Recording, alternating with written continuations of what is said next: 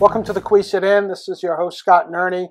We are on Tuesday night. If you'd like to stop by or you'd like to be a guest on the Rhode Island Wave, drop us a line. We'd love to have you. You could stop by tonight. You could have seen Miss Mary Malloy, Miss Rhode Island USA. Thank you very much for coming by. Congratulations. Thank you. Thank you for having me. We are doing a great series with Miss contestants, and we have found so much interesting information about people. Tell us a little bit about yourself. Well, I was a former Miss Rhode Island Teen USA in 2015. A lot has changed since then. Oh, yes. I'm a graduate from Emerson College. I studied broadcast journalism, and now I'm a program manager for Amazon Web Services, where I write their largest global internal newsletter, and I volunteer as a crisis counselor for a suicide hotline. So let's unpack that a little bit. Yes. So former Miss Teen. Yes. How did that happen? Oh, it was a little out of my range of comfort. I was an extremely awkward and shy child growing up, and my best friend Vanessa in our French class sophomore year of high school turned to me, and she said something that made me think she was crazy. She said, "I don't know what it is, but I think you should do Miss Rhode Island Teen USA." And I did theater growing up, but I was very comfortable playing a character, but being myself really scared me. And I needed something just to push me and break me out of my shell. And I did the pageant. The first year, I was a semifinalist. I didn't win, but I fell in love with it. And the next year, I came back with a little bit more preparation and training, and I won. 10 years later, I'm Miss Rhode Island USA, and I still love pageantry, and I wish I could compete forever, but my next pageant will maybe be my last, which is Miss USA. I got to tell you, that never happened to me in French class in Really? 10th grade. We never got any good advice, so I'm glad you did. Yes. So talk to us a little bit about the actual competition. Of course. So it happened Memorial Day weekend at the Vets.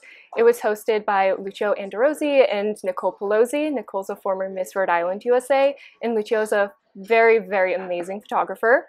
We had almost 90 contestants in both categories. I actually competed with my sister in the Miss division, and then my cousin Taylor Mooney, she competed as a teen. So it really was a family affair, and it was honestly the best weekend of my life. Not only just walking away with the crown and sash, but having that moment with my family and such a unique environment is something I'll never forget. Okay, ladies, who is going to Miss USA? Will the two of you join hands? It looks like you already have. The next name we are going to announce is the first runner-up. If, for whatever reason, the winner is unable to fulfill her duties, the first runner-up will take her place. Again, the next name I am going to call is our first runner-up. Good luck, ladies. Our first runner-up is Katie Bergantine, which means your new Miss Rhode Island USA 2023 is Mary Malloy. Congratulations.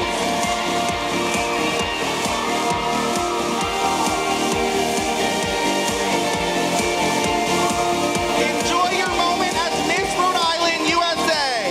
Mary, you are going to Miss USA.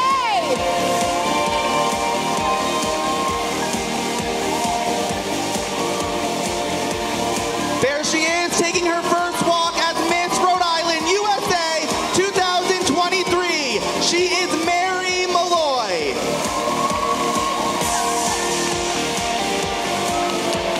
Lola, you can join your Miss right in the center. They are Miss Rhode Island USA and Miss Rhode Island Teen USA 2023. Congratulations.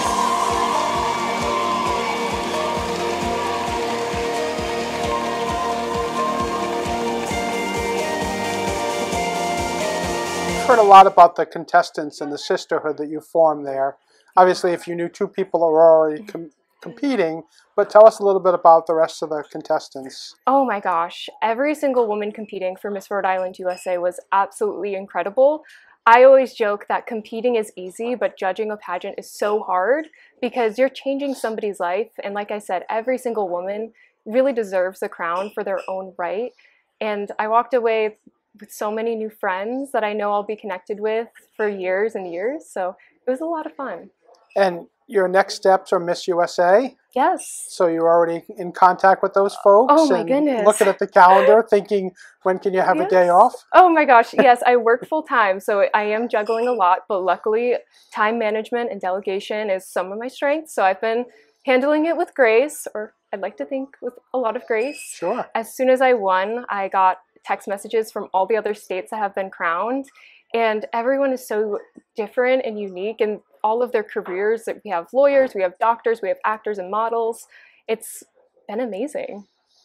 And tell us a little bit how this fits in at work. I mean, you don't just work, you work from home, or you go into an office? I work from home. I work on a global team, so I'm not confined to an office, which is amazing, and I'm very lucky for that. But whenever I work from home, I typically have my glasses on, no makeup, my hair is always a little disheveled unless I have an important meeting, and then I'll really clean up.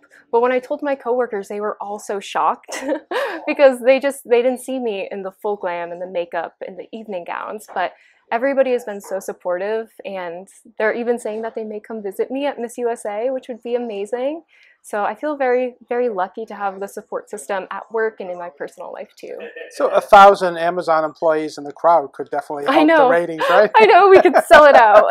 And you'd meet people for the first time in person. That would be great. Yes, it would be amazing. So what can you do with this platform that you have?